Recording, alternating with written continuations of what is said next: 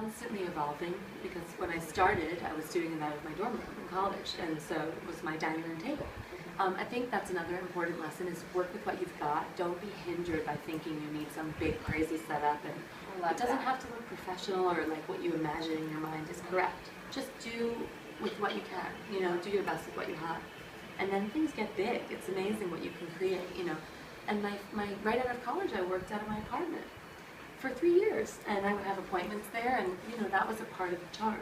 I think buyers from even Barney's and Bergdorf liked going to an upstart and seeing what it really was. You know, they don't want necessarily a corporate behemoth. You know, they want to see what the artist is doing. So it evolved to a bigger apartment, a slightly bigger apartment, and then I was able to rent a studio separate from my living space. And since then, we've also grown a lot, and now we have a big studio with 11 people and, you know, more employees coming soon. And it's just a really creative environment. In our office, we have sales, so we have a showroom area.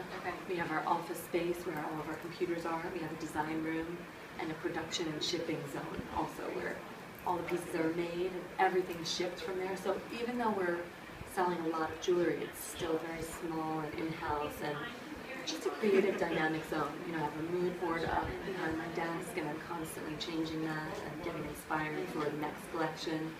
Tons of vintage pieces are coming in every day and being sorted by our interns.